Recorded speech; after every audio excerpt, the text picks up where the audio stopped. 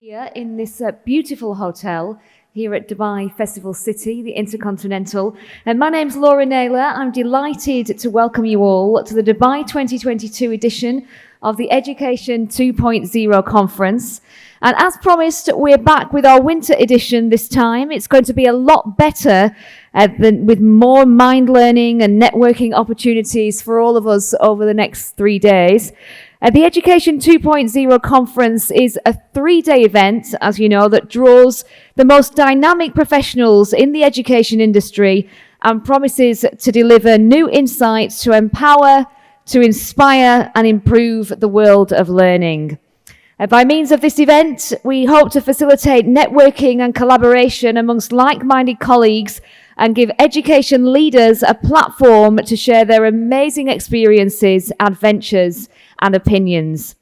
And this has been made possible because of our valued partners, and I'd like to thank our gold sponsor, Kijana Educational Empowerment Initiative, represented by its founder and president, James P. Cummings.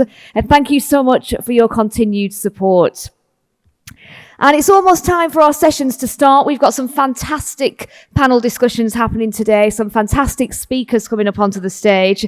But before we start, I'd just like to remind you all, if you are on social media, I mean, that's a bit of a silly thing to say, isn't it? Everybody's on social media these days. Please make sure that you are following at the Education 2.0 conference. We are on Twitter, Instagram, Facebook, and LinkedIn, so you can see what everybody else is saying and what everybody else is thinking about the conference. And you can use the hashtag Education2Conf, C-O-N-F, to share insights, to share pictures, to share videos, so you can let us know what you think and let us know if you're having a great time. Hopefully you will be. And over the past few years, should I say, there's been tremendous growth in the education sector, which is fantastic news. And this has been because of the effort of universities, of industry leaders and governments, which have come together and they've transformed education systems. And acknowledging their efforts, we begin the first panel discussion of the morning of the conference, of Education 2.0 conference, with this topic: New Education Needs, University Industry Government Partnership. So I'd like to welcome up onto the stage our moderator for this panel session. If you could please put your hands together, everybody, as we welcome Dr. Mejdal Alqahtani, Assistant Professor of King Saudi University, who's going to be the session's moderator. So looking forward to this. Please put your hands together, everybody.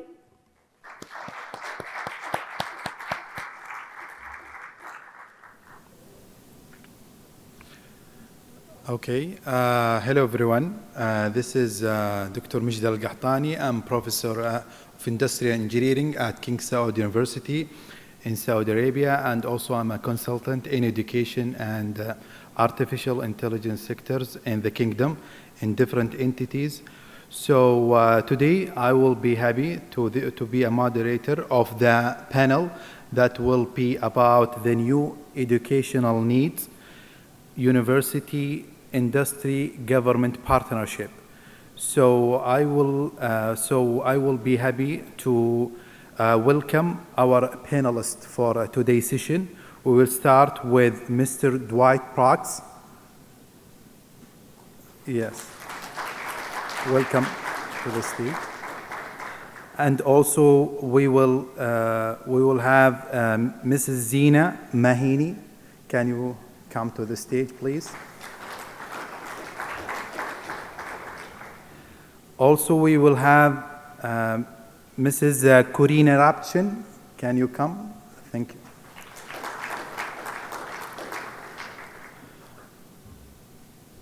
Also, we will have Mr. Omid Honari.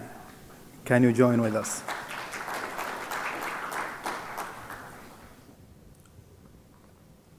Okay, so for many years, the academia has been seeking opportunity for partnership with the industry to explore possible venture and a new opportunity to create a novel educational program. So this partially due to the sense of urgency that the academic institution are increasingly aware of the needs of employees and society are changing rapidly over time, and they need to capture such a change. So this panel discussion will highlight and provide the opportunity to explore the change in higher educational needs to equip the students with the set of the 21st century skills to thrive in the global economy. So first of all, we will have the first question is to define what is the new educational needs. So we will start from one panelist to another. So we will have three key players in this part. We will have the university, industry, and government. So we want to see what is the new educational needs for or to create a successful partnership. So we will start with defining the new educational needs. So we will start with Mrs. Zina. So what do you think about the new educational need? How can you define it? Sure. Hi, I'm very happy to be here today among you all. To define the new educational needs, we have to understand the challenges that are ahead of us and ahead of our youth at the moment. And the challenges are bifocal. There is the challenge of our survival as we try to meet the needs of the skills of the new century, of the modern workplace. And there's also the challenge of our sustainability. In our platform, we try to address these two challenges and take them into consideration in the design of the solutions and the ecosystem that we provide. Okay, thank you, Mrs. Zina. And we may go to Mrs. Corina. So what do you think in terms of defining the new educational need in our in nowadays? Yes. So hi, also I'm happy to be here. So I'm from the industry, have several startups, former auditor, and what I see from industry and corporations with with government and also with universities. So we have had a total different future with all the Web3, and here in Dubai you see the metaverse. So there will be a lot of changes in the future, and we need to combine the skills from young people, so from startups, and together then with government and with universities, so that we work all together to meet the needs and also to change the education forward. So for example, working more digital, more globally, so and bring the best of all worlds together. I think this has a bit to develop. Okay, thank you, Mr. Corina. So Mr. Omid, so can you let us from your personal experience, so how can we define, so we know the educational needs now changing over time. So what do you think the new change that happens in educational field? Great. Thank you very much, Doctor. A real pleasure to be part of this panel. So my name is Omid. I am the regional head of an organization called Navitas, and our specialization is facilitating and enabling the flow of international students, students seeking an international education, by whatever definition that is, to be successful in their studies. I think it's possible to make this claim throughout history, but I'll make it now. I think we're sitting on the precipice of one of the most defining moments in education.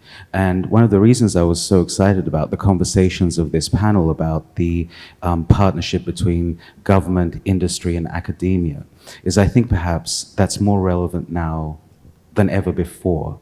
Not necessarily as defined by government or industry or academia, but because finally the definition and the narrative is handed over to the future learner, to the student.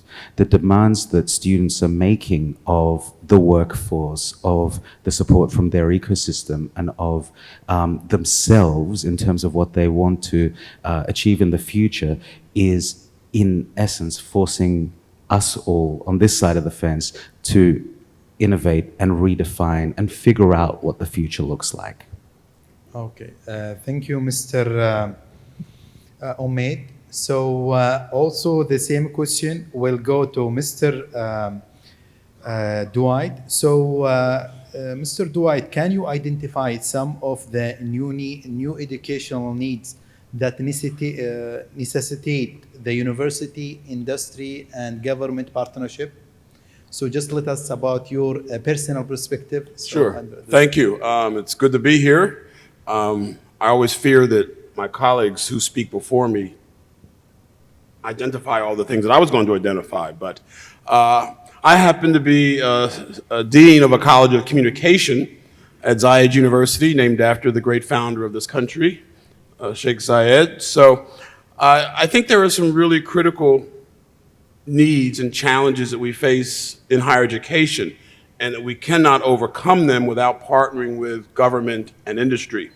And I think the first is one of the challenges, one of the new needs is to really identify talent or students who can be employable, and in many cases in jobs and positions that don't exist today. So we're trying to prepare students for a future that is somewhat unknown. And then we know the important role that technology has played, and I'm, as a communication person, I'm always fighting against the exclusion of communication. It's all about STEM, it's all about technology, and I'm saying, wait a minute, if you can't communicate, right?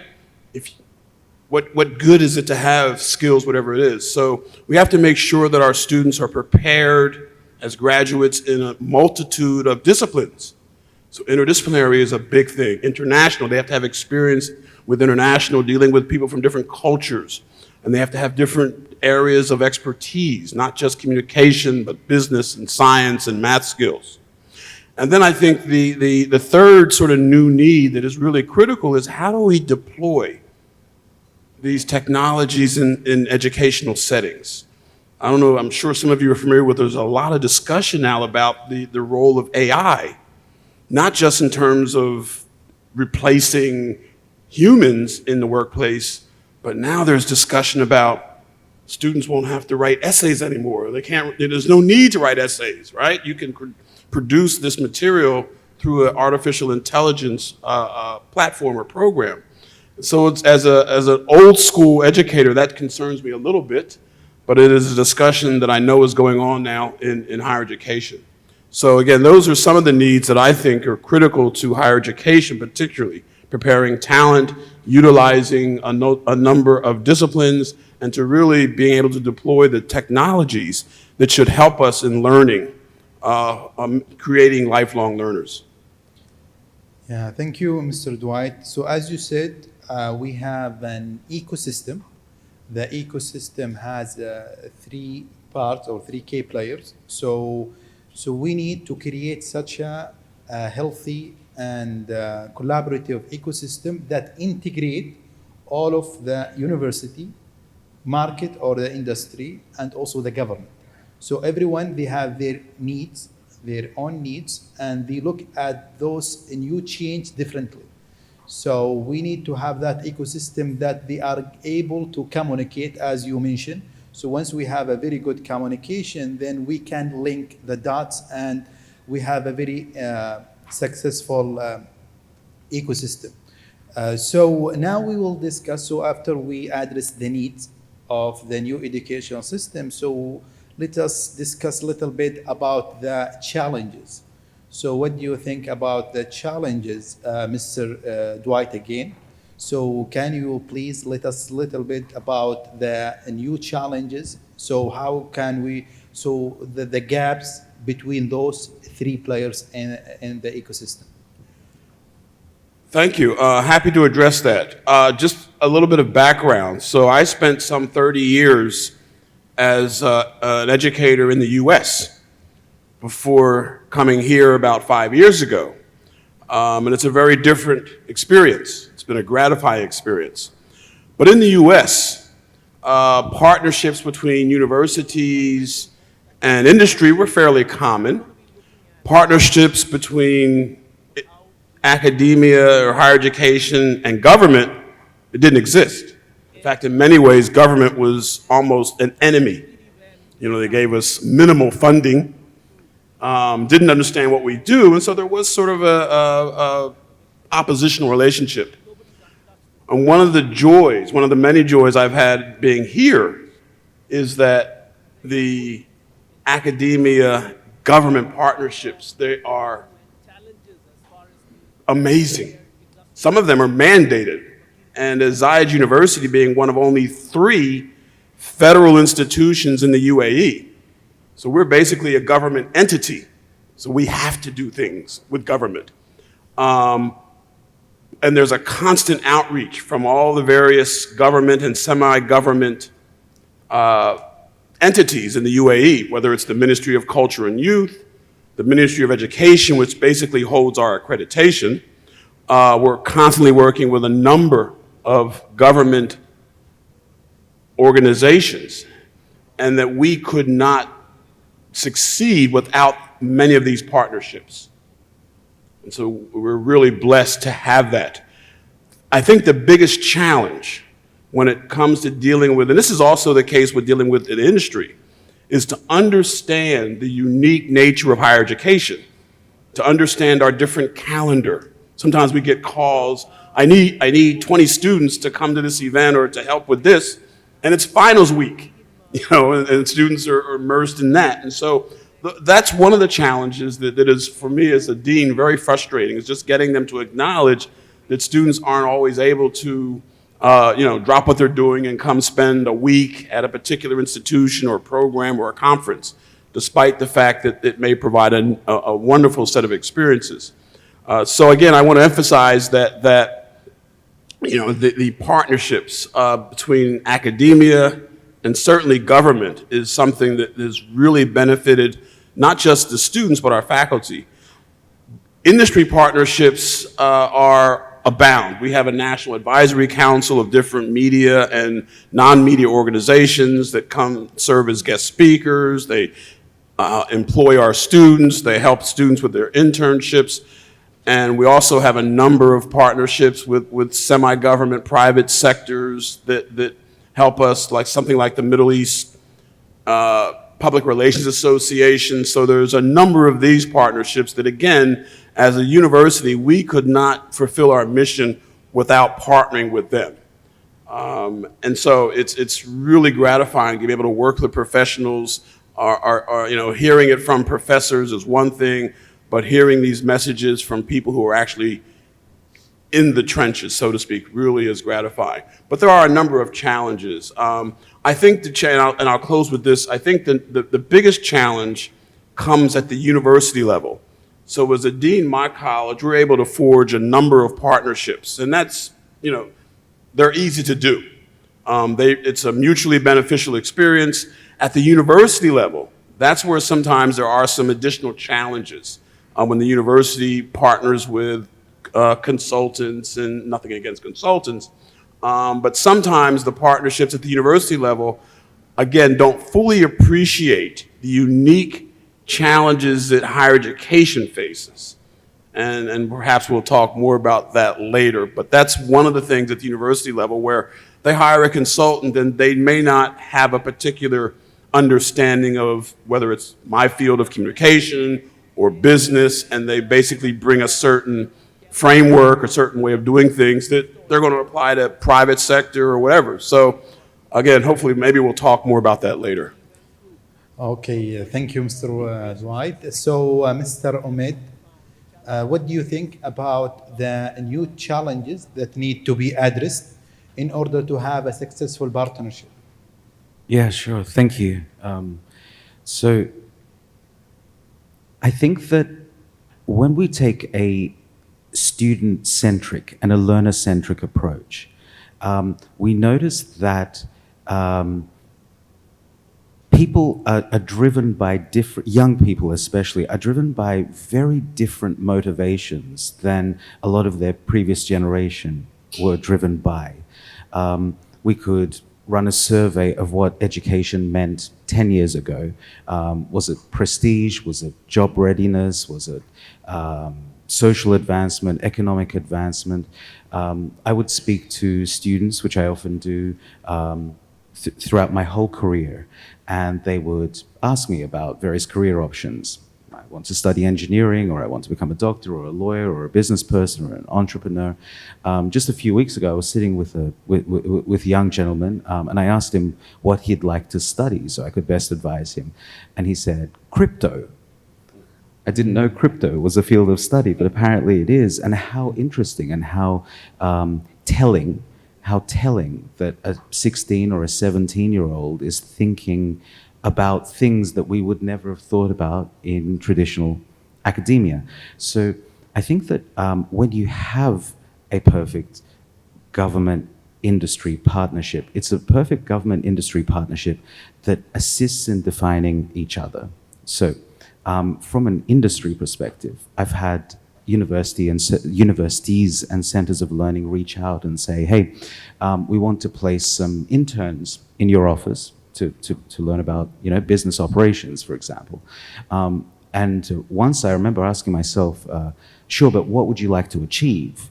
If what you'd like to achieve from this partnership is an intern filling 20 hours in our office filing papers, well, it's a waste of everyone's time. Is the partnership something a little bit more meaningful? What can we learn from the 18 or 19-year-old who's coming from your institution? What can they contribute to the way we're doing things?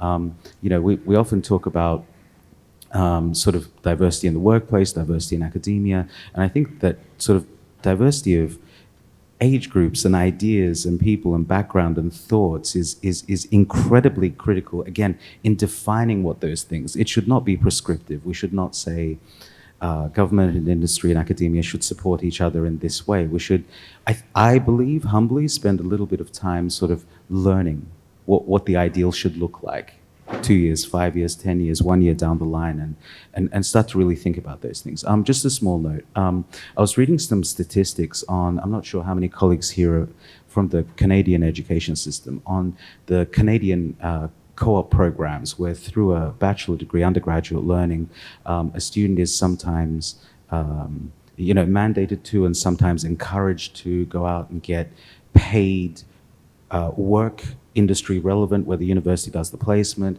and then they return to their study, finish their final year of study, and graduate, for example.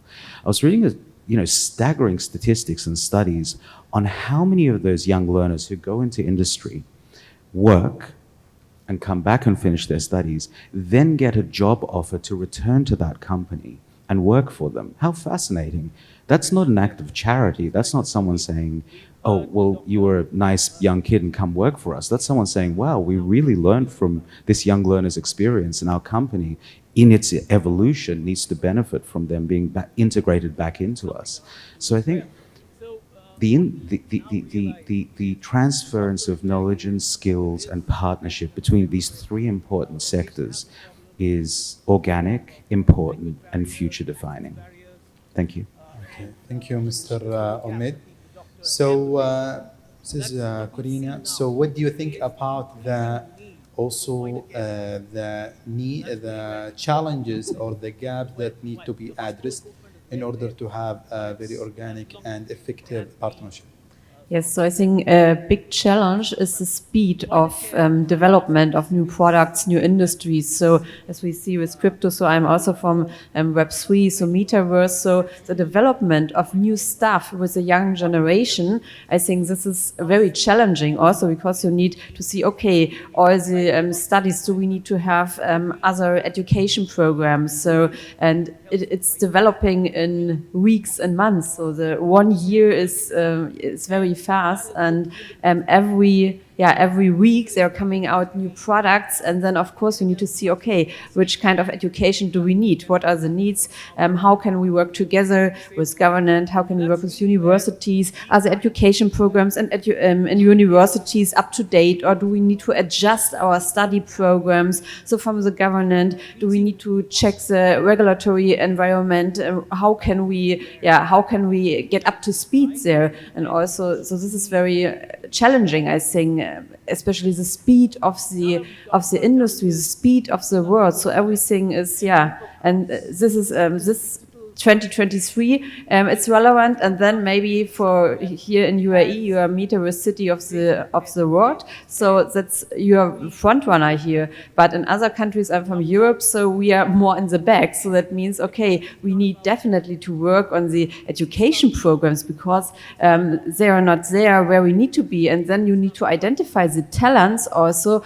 They want to work in this environment. They want to work there because what we see is also that there are so many education needs also for the new for the new products, but the people need also to work in this sector. So this is you need to transfer also the skills as we heard here on the panel regarding programming skills or others. So there are totally different skill set what it's needed, and this needs to be understood by all parts, by industry, by government, and by university, because it relates all together. And this is, I think, for me, it's also a very challenging environment from the industry sector because I need to get the people from university, and they have different skills than I need. Then the government sometimes, I don't know here now for UAE, but I know there are also regulatory institutions, but in Europe we don't have it anymore.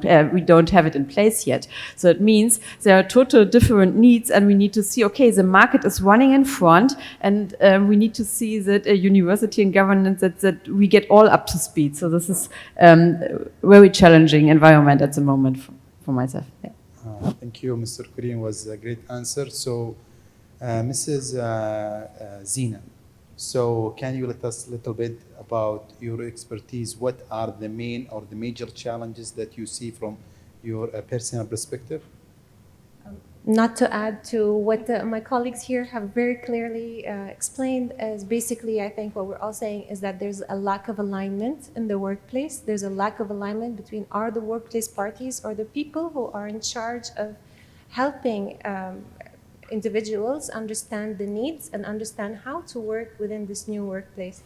So again, it's not only the types of jobs and types of work that will be changing very, very quickly, but also how we work.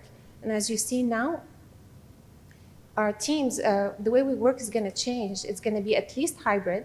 We're going to have globalized teams of people of different cultures. They understand leadership cues differently. Their verbal, non-verbal communication is completely different from ours. So most of the time we think that communication happened, but it didn't happen. So we lack alignment, first of all, within ourselves, because most of us have not really chosen our fields because we like it, or because that's our field of passion. But then there's also a misalignment between one another. We have difficulty transferring information and knowledge from one person to the other. And so far, we haven't put enough emphasis to teaching people how to communicate information. It's very important to create interactive opportunities between industry leaders, between seasoned professionals and young professionals to interact on short-term basis within the same environments that they will be working in the future, which means hybrid. Sometimes it has to be remote. It has to be collaborative. Using these interactions, we can help both the industry leaders and seasoned professionals and young professionals learn collaborative skills. Collaborative leadership is a new model. We grew up thinking leadership was completely different. It's much more, hardcore, do this, do that. But the new generation doesn't respond to that. And also the way we're going to work, we have to exercise and build our collaborative leadership skills. They are also very intelligent. They also have a lot to give, especially in a field in technology that they grew up in. They're native to that, but we're not. So we have a lot to learn also. And collaborative leadership allows us to learn from them just as much as they learn from us. It also allows them to have collaborative followership skills, to be able to follow, to be able to know sometimes this is the leader of this group. Sometimes I would have to listen. And so that's also a very important skill. Therefore, I think what we need is what we're trying to work on at the moment through our platform is basically create a rating, something that would help rating also with support, social support, so that we can enable students and seasoned professionals to build an idea of their social support skills, basically. And that's very important because it's part of ESG, social sustainability. If we cannot communicate and transfer information, transfer knowledge, and collaborate with one another, we're going to have a lot of difficulty engaging within a disruptive workplace. So I think that's our starting point, is to become a little bit more humble and listen, that understand that at each point in our lives, we are both learning and we are both teaching at the same moment. At each point, we're all becoming. So it's very important for us to take this journey with a very humble attitude, because it will be a little bit of disruption, but it's definitely a social sustainability and social support that's going to enable us to move forward. Another big challenge that I think we're going to definitely have to face is that the workplace is globalized now. Talent is completely dispersed. So we will eventually, any government will have to reach out and reach in to other countries and hire talent from there, even if remotely. And what that means is basically we need to understand their skill set. How do we understand the skill set when all we have right now is resume and a few recommendation letters and maybe a few interviews that allow us to assess the competence of people, of students, young or old? What we need is to understand the full breadth of their competences. We need to understand their social skills, like we said, ability to support and transfer information to one another. We need to understand their soft skills as well. We need to understand the personalities of people. What this will do when we gather these feedback from using technology, using edtech platforms, we can then understand better. We can provide industry leaders a better understanding of what personality types, how big the team should be, what would be an effective way for them to collaborate. We can use this information so that we can exponentially advance human capital rather than, at the pace that we used to advance at. Basically, we have the tools at the moment in our hands with AI, with technology, to be able to fast track our growth. But the important thing is that we do not use the same way we used to think and just transpose that into the digital world. There has to be much more alignment within ourselves and between one another if we are to bypass and overcome whatever challenges we will face. Okay, thank you, Mrs. Zina. So basically, I think our panelists are highlighting the importance of those three players. They have to sit up, they have to sit down on one table, and they should be on the same page. They have to understand each other in order to have a successful partnership. So we are talking about the university. They have different needs, different priorities. Also, we have government. They have different motivation, and also we have the industry, the market. So things are changing over time. So we need to track such a change, and we come up with the right solution. Also, I want to highlight, as we discussed now, so the new generation now is changing. So as we can see, the new generation not like before. So now they start to understand the new technology in early age in their life. So we actually underestimate their capabilities. So also the we also in the university and other schools. So the training material or the education material still the same. So they need to understand the market is not like before. Some of the jobs that are now are totally dead. So some of the title now they are not they are not demanded like before. So there are new skills the market now needed. So are the university, our school, and academic institution are aware of that. Some of them they are aware, and others they are still aware, but the educational system, it's not agile, it's not flexible to adapt such a change. So they need a lot of approval, they need a long process. So this is why we are hearing a new terminologies about the boot camp. So and other training, other innovative programs, where those programs are designed to address those new challenges.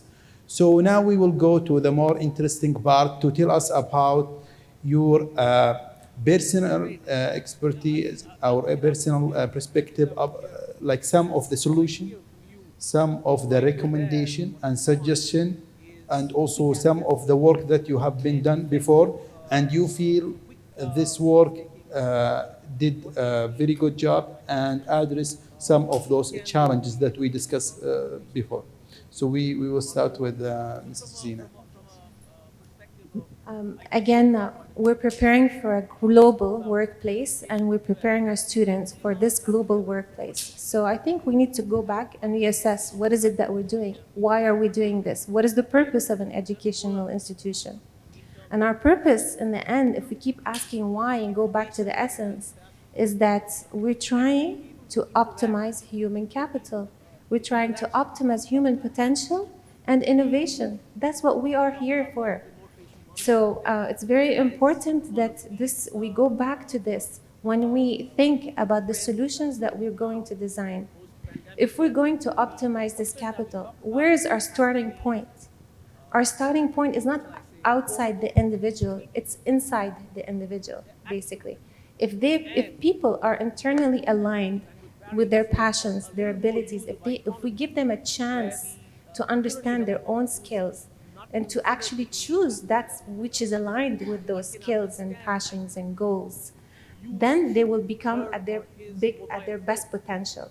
Then we can start talking about giving them opportunities to interact on short-term basis, very small micro opportunities of interactions, so that they can understand and we can understand their true strength. And as they go along, they can build different skills, and we can start actually not assessing based on fields, but based on skills. So that, skill assessment, it's very important. We can start talking about, okay, well, this person has spent 2,000 hours cooking, or it's very important, it's a very important part of life. Or spend, 5,000 hours with sketch, or, and now we can start to, give people a little bit more resilience in a workplace where any skill could become a potential source of income, especially as we're going towards economic, disruption as well, So it's very important for us to understand the full breadth of people's skills and competences to start. Our solutions, the most important part is basically we create a place that what we're doing basically as a startup is we can move a little bit faster than other institutions when we give solutions or when we try new things. And that's what we're doing basically is giving third possibilities of interactions. With our startup, what we have is basically a global idea, but a way for each government to localize their delivery of their priorities, because each different location is going definitely to have different priorities. They may have conflicting interests, but we have one common interest, and that's the survival of mankind and their optimization through the coming disruption. This is not a normal disruption. We haven't seen anything like this before. So this is going to be something that's very quick. People will need to be resilient. They will need to be agile. So we need a specific type of metrics, an idea of people's competences, technical, soft skills, social support, their main traits, their main personality traits and attributes, so that we give people the flexibility to be able to tap into another area or jobs in different places around the world when they cannot find these jobs locally. That's very important, specifically because we're going to go through some climate change. We're going to have a lot of climate change displacement, so we need to equip our students and our people, young and old, with the ability to overcome these challenges, to find jobs if they need to be displaced in any way, or maybe find jobs from the comfort of their home after disruption happens. Thank you, Mrs. Zina. And also, what do you think, Mrs. Corina, about the solution or the recommendation that you think will fill the gap? Yes, we thought a long time for this. So what's the solution for it? So we developed a whole Web3 app. So where we are working together with governance, where we're working together with universities and industry, and for this whole Web3 sector, it's a metaverse, NFT, it's DeFi, it's decentralized autonomous organizations. So a lot of things what also will trigger our daily life. I will speak later on it on the stage in Internet conference. And yes, and so we try to combine everything. So from the beginning on, we work together with the universities there, getting there the students already in for our platform. We have an own Discord channel. That's a communication platform where many young people are in. So that means they can develop also the platform, the app. So we take them into responsibility also and say, okay, guys, so here we create something new. It's in Web3, it's metaverse. So what are your ideas? So what is your feedback also from the app? So we are very close to them.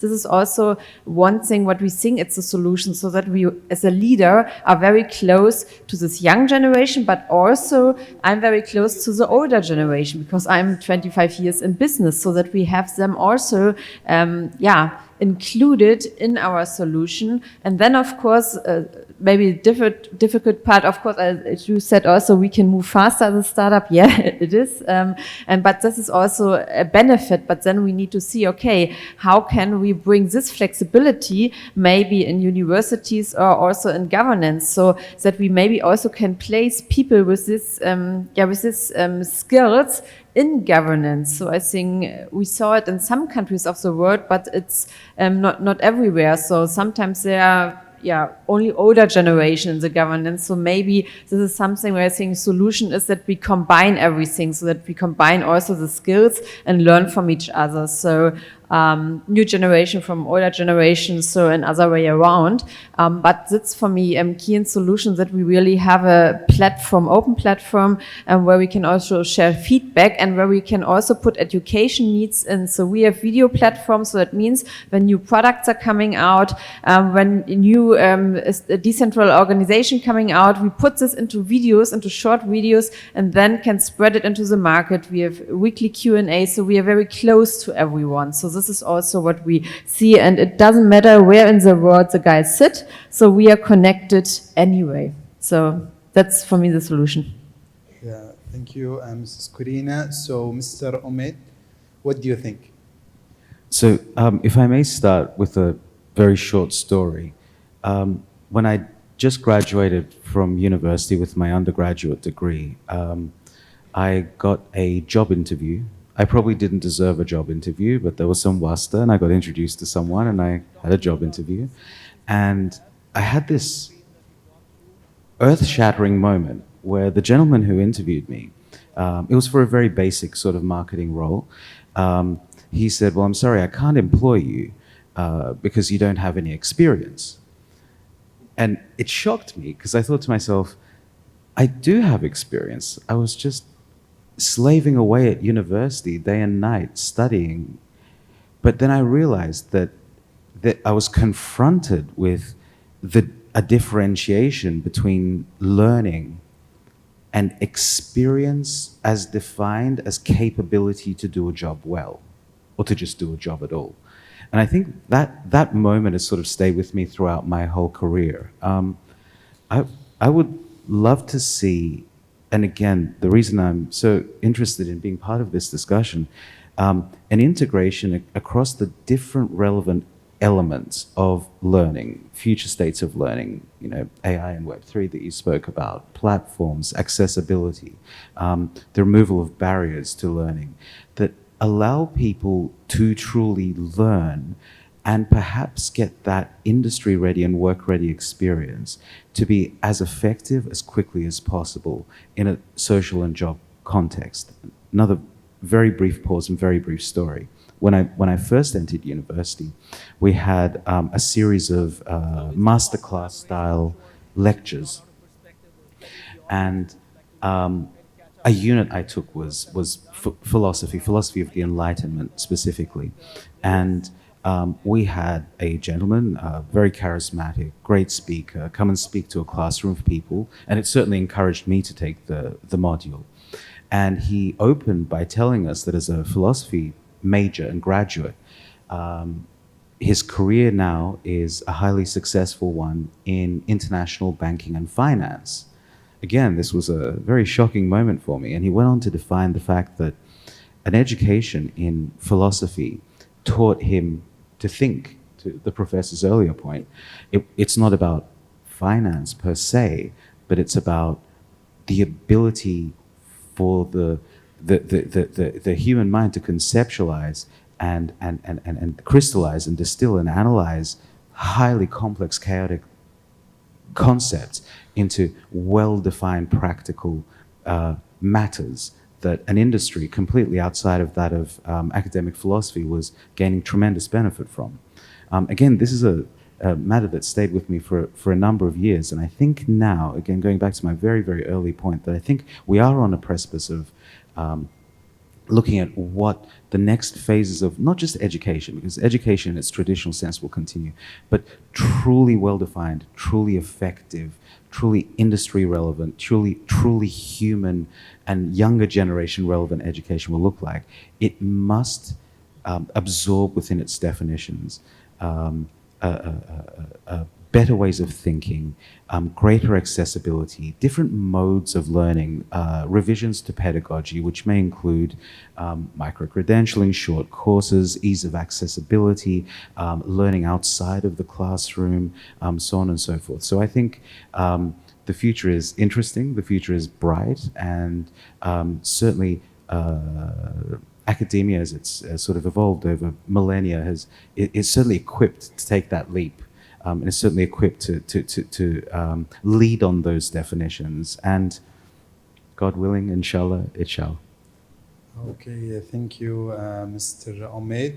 And the same question will go to you, Mr. Dwight. So what do you think from your long past experience about the solution that need to be taken into account to solve or to have a successful partnership?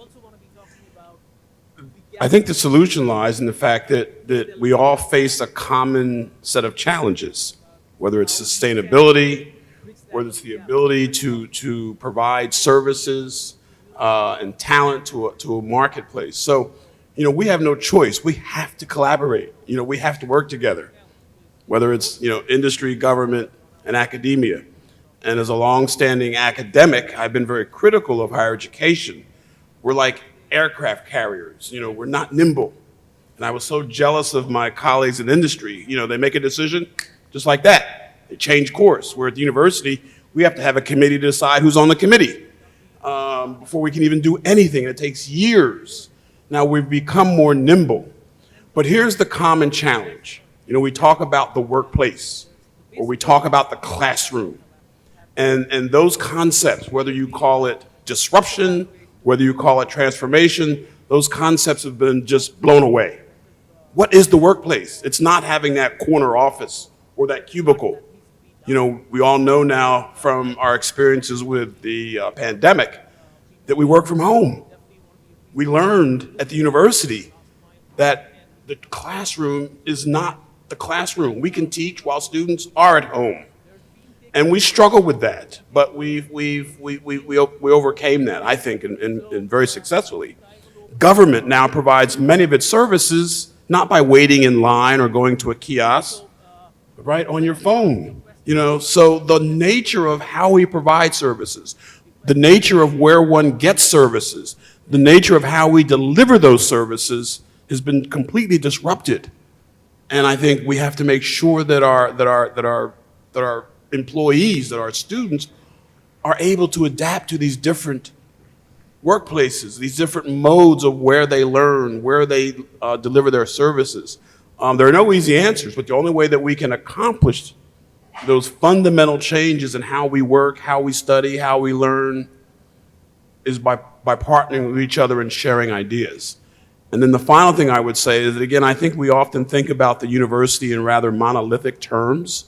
As young people, 19, 22-year-olds, again, that model, come and spend time at university and you'll see that the typical student might be 40 years old. or the individual who has worked for 20 years and have decided to take on a new career has come back to university to earn a master's or to earn, in some cases, a PhD degree. So the very notion of what constitutes a university student is undergoing, like so many things in our society, fundamental changes. We want people to be lifelong learners. Learning doesn't stop when you get a bachelor's degree or a master's degree. Learning is something that constantly goes on. And one of the successful partnerships that we've had at Zayed University is being able to retool and train professionals, whether they're in their own businesses or in public relations or in communications or in tourism. Many of them, after spending 10, 15 years as successful business people, I'll say, they come back to university and we help them. We train them. And our students often are a big part of that training process. So we have to, I think, at times be a little more creative than we've been, certainly on the academic side, and really look to very new models, because there are very few constraints, right? The walls are coming down, the boundaries are being blurred. So I just think that our common challenges compel us to work together to solve some of the really serious problems that we're facing as a world over the next 10, 15, 20 years for our own very survival. Okay, thank you, Mr. Dwight, for the great answer. So to sum up, I think we start with addressing the new needs in education.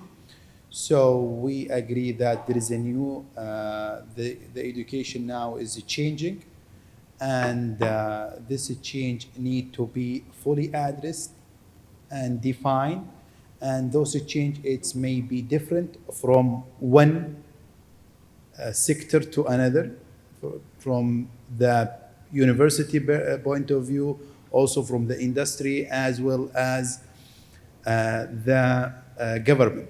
So all of this needs need to be addressed. So also we discuss about the challenges. So we said they need to sit down, they need to understand each other, they need to have very successful conversation. Things need to be aligned together in order to have a very healthy ecosystem or educational ecosystem. Also, when we talk about the solution, as our panelists emphasize, that there is a new technology is coming to the market. Either we accept it or we don't accept it. So we know there is a digital transformation is coming. So we know there is a new technology is coming. We heard about artificial intelligence. Also, we heard about virtual and augmented reality. Also, we have cybersecurity, cloud computing, blockchain. So also we have, the quantum computing. So we have different terminology and different technology that is coming to the market, and each player in that ecosystem need to understand the potential and opportunities out of this technology and address the risk. So in order to have a very collaborative interaction and also educational ecosystem. So thank you for listening. We appreciate your coming here, and we believe you are part of the discussion. So if you have any question, you are welcome to ask. So our panelist is ready to answer and address your question.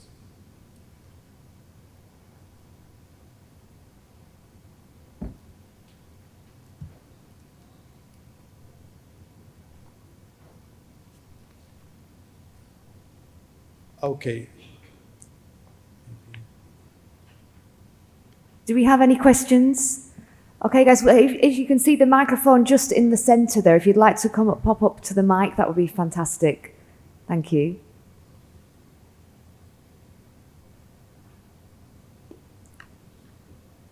My name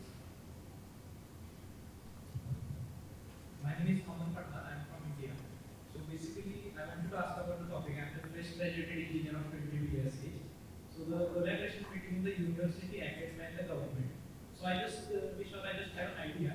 Why can't we include the students as well in the collaboration, because I think the people, those who are actually experience the things, might get into a closed feedback loop. The feedbacks that are getting from the students can also be an interactive part to enhance the system. So that was just one thought that I wanted to add, not a question, just a suggestion from my side. Thank you very much. No problem. Yeah, thank you. So, yes, I think, as you said, the closed feedback loop, it's very important. So the student is play a crucial part in that ecosystem. So we need to understand the capability of those students, what they are capable of. So once we start to design or customize the education, we need to take all of the capabilities, understanding into account, so to have a very successful educational process. Yes, very good. I hope that answers Dr. Schaefer's question. Hi, good morning. Thank you very much. Any other Hi, questions? good morning, esteemed panelists. I'm a director with GEMS Education Dubai. And one question that I was thinking is, there is a huge change in the student agency after the COVID.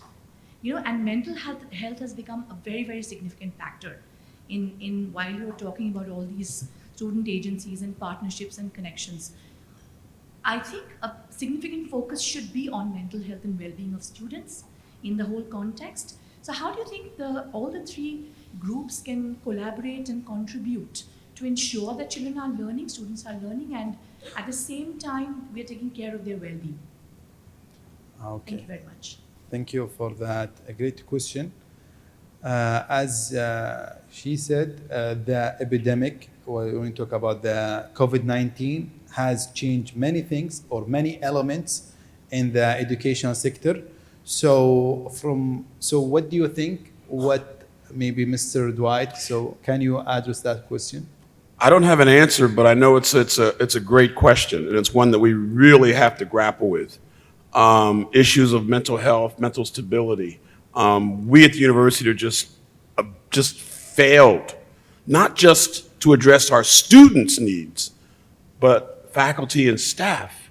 We all went through challenges during COVID, coping with personal issues, health issues, the lack of having workplace relationships. All of that was just completely disrupted, and then we flipped the switch and came back and expected things to resume, and it doesn't work that way.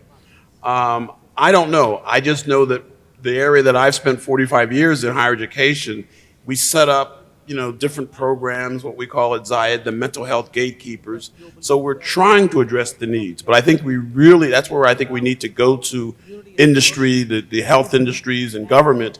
How do they provide certain types of mental health needs? Because I know it's critical, and especially in this country where for lots of reasons, our students at times really suffer from physical and mental health challenges that disrupt their academic progress. Yes, and this is actually what they said. The world before COVID is not the same after COVID. So the COVID has a very it's had very severe consequences, and that led the government, industry, and university change what they have been doing. So to adapt and to be agile was such a change, because the COVID it's a first experience for them, and the outcome and the consequences it haven't been seen before. So this is why things now is different. So this is why we can see there are a lot of support and motivation for enabling those new technology. So yes. So if you have, May I very I want to say, first of all, that's a very, very good point and good question.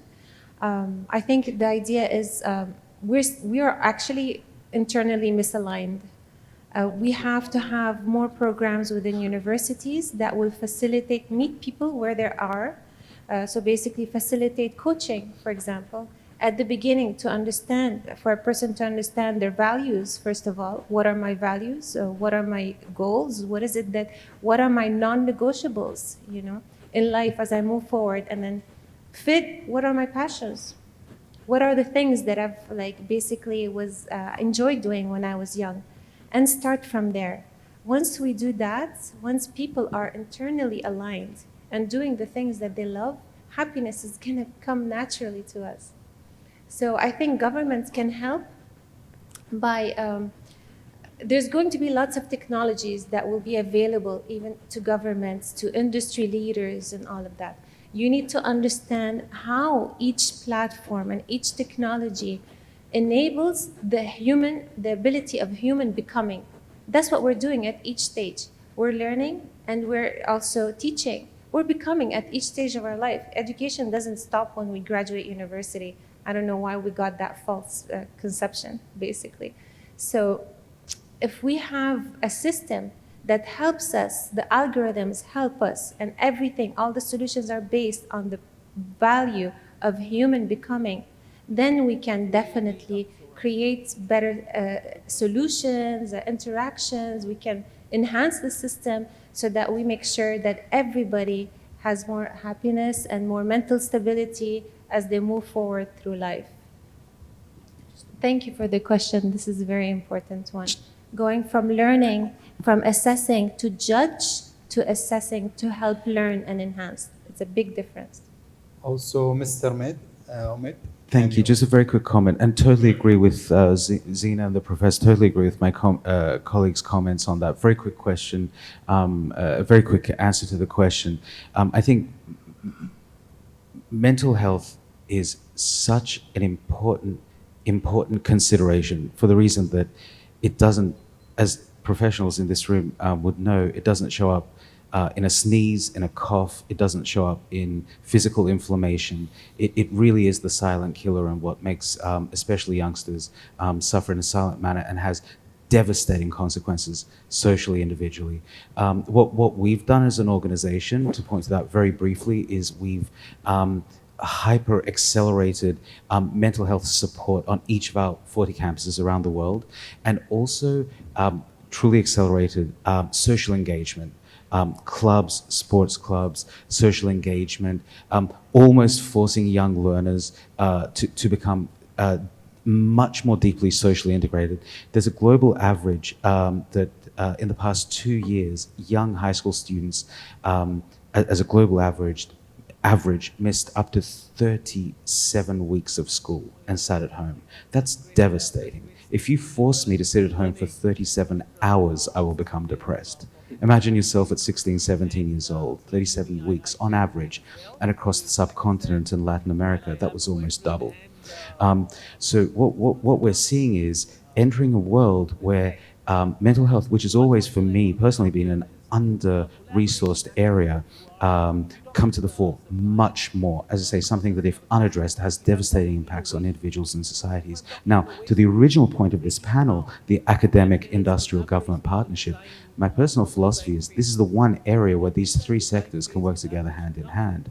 Why can there not be initiatives between academia, between practicing professionals, and between government to roll out widespread early intervention and preventative programs? The final point I'll end on is an organization I have a lot of respect for, which is the Transcendental Meditation organization out of New York City, is running a fully industry and endowment funded program to teach TM and mindfulness meditation to schools all across America. And they've conducted peer-reviewed studies to show that in inner city schools, which are laden by things like violence and crime, there have been dramatic tens of % reductions in just a few short months. The strategies do not need to be widespread. The strategies do not need to be expensive, but the initiatives need to come from leaders such as yourselves. Thank you. Thank you. Thank you so much to our amazing panel. I'm so sorry we have run out of time now, but please put your hands together, everybody. That was such a fantastic first panel discussion. Thank you so much, everyone.